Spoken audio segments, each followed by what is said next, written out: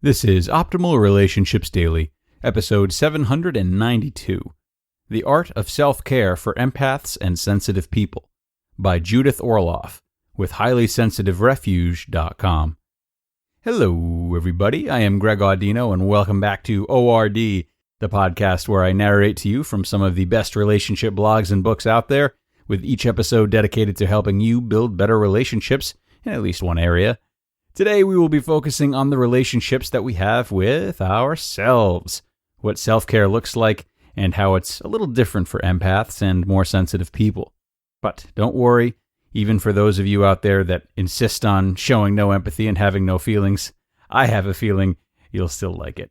So let's jump right in and start optimizing your life. The Art of Self-Care for Empaths and Sensitive People, by Judith Orloff, with HighlySensitiveRefuge.com. Self-care is essential for all empathic people. When you mindfully and lovingly practice it each day, your sensitivities will flourish. The self-care practices, perspectives, and meditations I present as daily offerings in my new book, Thriving as an Empath, will support you in being a compassionate, empowered empath without shouldering the suffering of others or trying to fix them.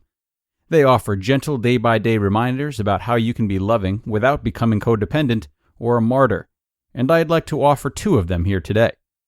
As a psychiatrist and empath, I am fierce about my own self-care practices and teach these principles to my patients. I feel so strongly about them because I want to keep enjoying the extraordinary gifts of sensitivity, including an open heart, intuition, and an intimate connection with spirituality and the natural world. Shallow emotional waters don't appeal to me. I love going deep, and my sensitivities take me there. Still, a big challenge for all sensitive people is how to be compassionate without absorbing the stress of others and the world. We don't have the same filters as most people. We are emotional sponges who feel everything and instinctively take it in. This differs from ordinary empathy, where your heart goes out to others in pain or happiness, but you don't take on their feelings.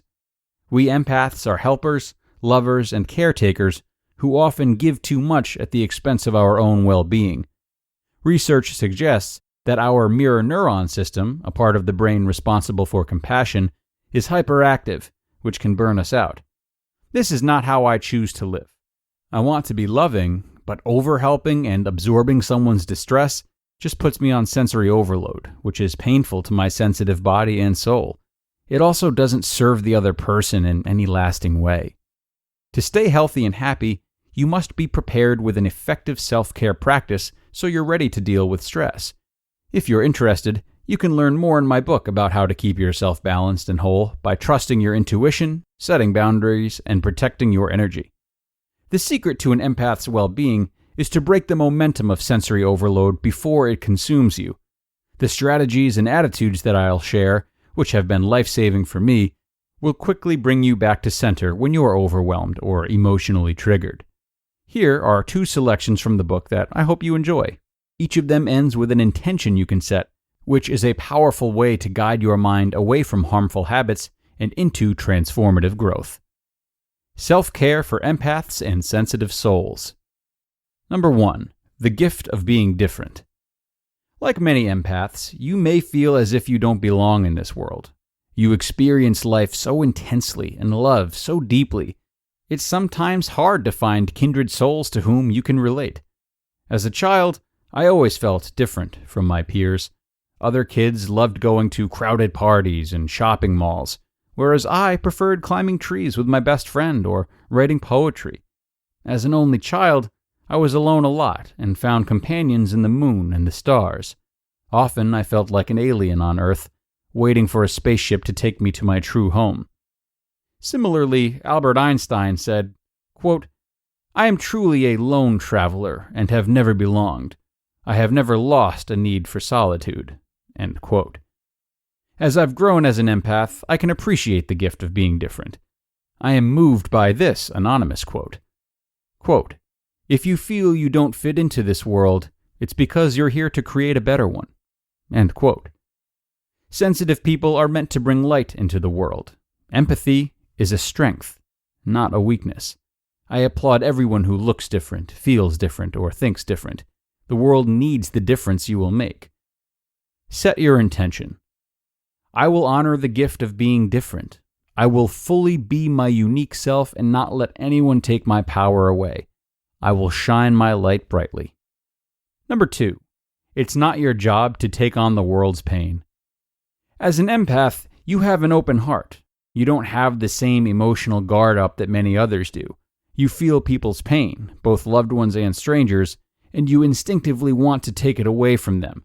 In fact, many of us have been taught that being compassionate means it's our job to remove other people's pain. This is not true. You can hold a supportive space for someone without absorbing their distress in your own body. Finding this balance is the art of healing.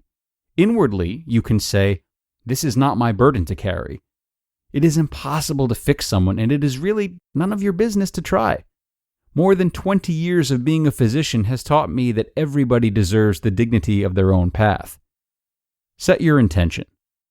I can be compassionate without becoming a martyr or taking on another person's pain. I can respect someone's healing process without trying to fix them. The Empath's Loving Heart.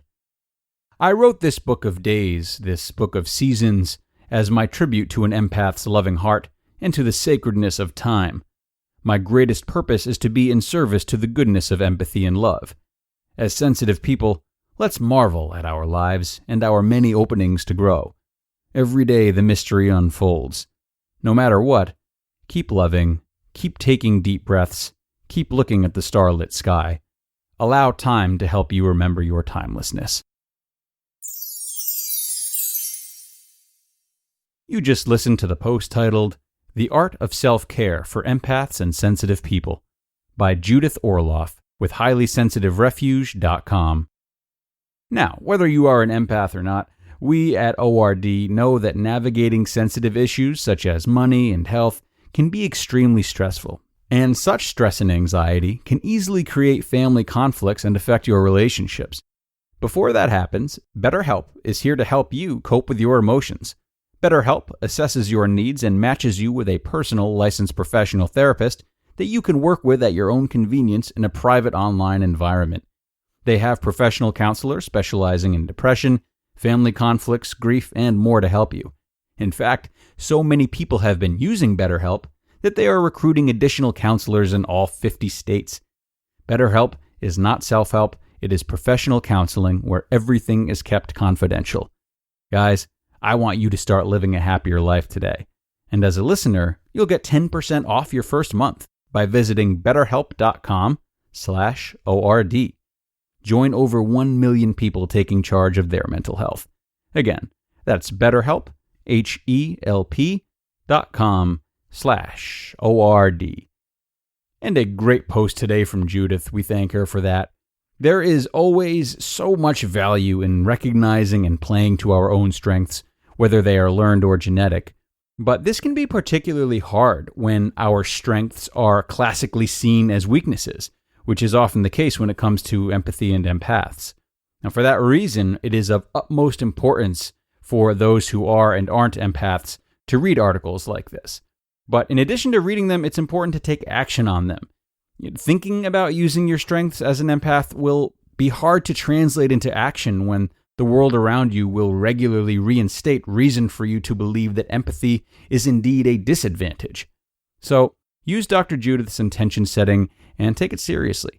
Consciously plunging into action and setting intentions will be especially important for empaths.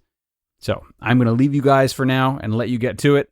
Thank you so much for listening today, everyone. It was a great post, a pleasure to read, and I am appreciative to all of you for staying all the way to the end. I will be back with all of you tomorrow with a really great post about how to handle stressful interactions with people. That's where your optimal life awaits.